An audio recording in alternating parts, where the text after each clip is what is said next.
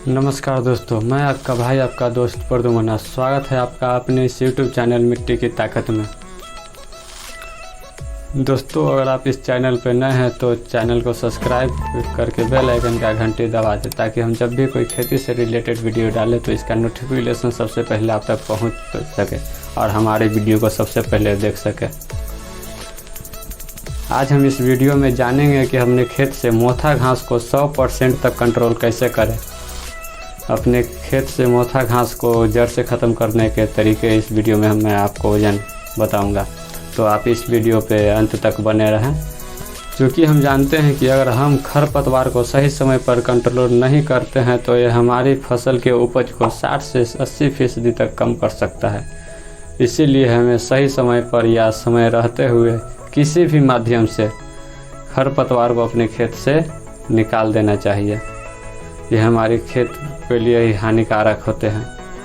ये हमारे फसलों को बहुत नुकसान पहुंचाता है और अगर से हम सही समय पर खरपतवार को अपने खेत से निकाल देंगे तो ये हमारी फसलों को नुकसान नहीं करेगा और हम जो भी उर्वरक अपने खेत में डालेंगे तो वह सीधे हमारे फसलों को मिलेगा, खरपतवार को नहीं। दोस्तों, खरपतवार कई प्रकार के होते हैं। कुछ खरपतवार को हम आसानी से कंट्रोल कर सकते हैं और कुछ खरपतवार को हम आसानी से कंट्रोल नहीं कर सकते हैं। यानी वे सबसे खतरनाक खरपतवार होते हैं, उसको कंट्रोल करना यानी आदमी में हुए कैंसर बीमारी को ठीक करना है। उन्हीं में से एक खरपतवार है मोथा, जो कि आसानी से ख़त्म नहीं होती है और इसका व्यापक रूप दिन पर दिन बढ़ता ही जा रहा है।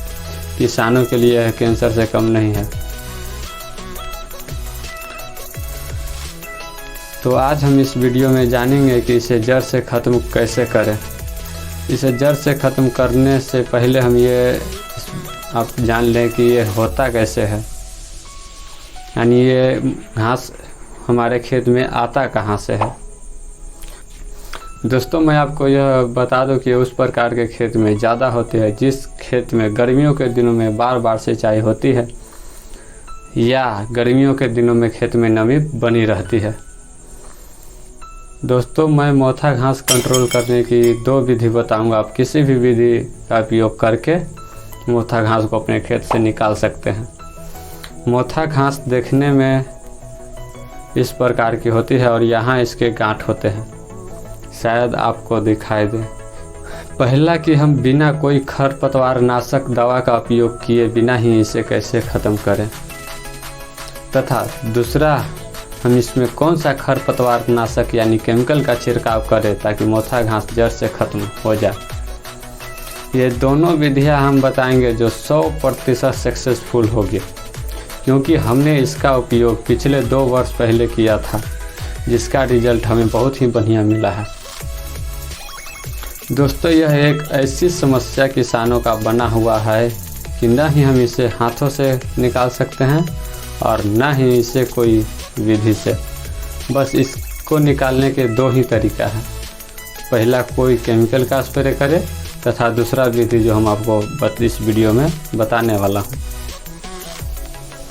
इसको हाथ से निकालने में समस्या ये आती है, इसकी गांठ होती है जो 1 फीट अंदर तक रहती है और जब भी हम इसको कबाड़ते हैं तो ये गांठ के बिना ही कबाड़ जाती है और इसके गांठ अंदर रह जाते हैं और फिर ये आप शाम को कबाड़ के खेत से जाइए और सुबह देखिएगा कि फिर मोथा घास आपके खेत में ज्यों के त्यों है। दोस्तों, दूसरी विधि का यह एकदम सही समय है। अभी अप्रैल का महीना चल रहा है और 1 महीने बाद लू चलेगी। आजकल अधिकांश खेत खाली हो जाते हैं, तो आज हम आपको वो तरीका बताने वाला हूँ जो बगैर किसी केमिकल के इसे कंट्रोल कर सकते हैं। दोस्तों, जब हमारी खेत खाली हो जाए तो हमें इस मिट्टी पलटने वाले हल से इसकी गहरी जुताई कर देनी चाहिए ताकि जो मोथा घास का गांठ हो वो ऊपर आ जाए और जब मई जून में लू चले तो इसकी गांठ सूख जाए। इसका फलस्वरूप हमें यह मिलेगा कि इसकी गांठ से फिर कोई अंकुरण नहीं होगा और हमें मोथा घास हमारे खेत में नहीं होगा। हमें कोई इसमें केमिकल डालने की आवश्यकता नहीं पड़ेगी। या हम इसे केमिकल से रोकना यानी कंट्रोल करना चाहे तो उसमें हमें कुछ सावधानियां भी बरतनी पड़ती है, क्योंकि दोस्तों इस पर सिर्फ एक ही केमिकल काम करता है। दोस्तों इसको ख़त्म करने के लिए बाज़ार में एक टेक्निकल आती है एक्सल मेरा 71 के नाम से, जिसमें ग्लाइफोसेट 71% SG फॉर्म में आता है। ये दवा मोथा घास को ख़त्म करने में नंबर 1 पर है। दोस्तों इस दवा को स्प्रे करने से पहले हमें कुछ सावधानियां बरतनी पड़ती है, जैसे कि जब हमारे खेत में फसल लगी हो तो इस दवा का प्रयोग नहीं करें। अगर आप इस दवा का प्रयोग खड़ी फसल में कर देते हैं तो मोथा तो ख़त्म होगा ही होगा, लेकिन इसके साथ आपकी फसल भी नष्ट हो जाएगी। इस दवा का उपयोग भूल कर भी इसे खड़ी फसल में ना करें। दूसरी सावधानियां हमें यह बरतनी चाहिए कि हम इस दवा का प्रयोग करने के बाद कम से कम 1 माह तक कोई फसल ना लगा, नहीं तो यह हमारी फसल को भी नुकसान पहुंचा सकती है।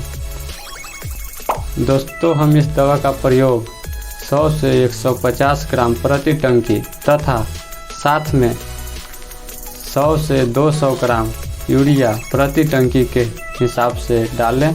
साथ में स्टिकर भी डाल दें ताकि पत्तियों पर चिपक जाए और अपने खेत में स्प्रे कर दें। ध्यान रखें कि हमारे खेत में पर्याप्त रूप से नमी हो तो ही ये बढ़िया काम करेगी। दोस्तों यह एक सिस्टमेटिक हर्बिसाइड है। पत्तियों पर पड़ते ही यह धीरे धीरे इसकी जो गांठ होती है वहां पहुंचकर गांठ को नष्ट कर देती है। इसका रिजल्ट 10 से 15 दिनों में दिखना चालू हो जाएगा। पहले इसके पत्तियों पीले पड़ जाएंगे और धीरे धीरे यह ख़त्म हो जाएगा। 15 से 20 दिन में 100% रिजल्ट मिल जाएगा। दोस्तों एक विधि और हम बताने वाला हूं जो मैंने पिछले वर्ष किया था और इससे भी बेहतर रिजल्ट मिला था। ये दोनों विधि को मिक्स करके ये फार्मूला बना है। दोस्तों इस विधि को करने के लिए हम मार्च महीने में इस दवा का प्रयोग कर दिए थे और 20 से 25 दिन बाद मिट्टी पलटने वाले हल से इसकी जुताई कर दिए थे।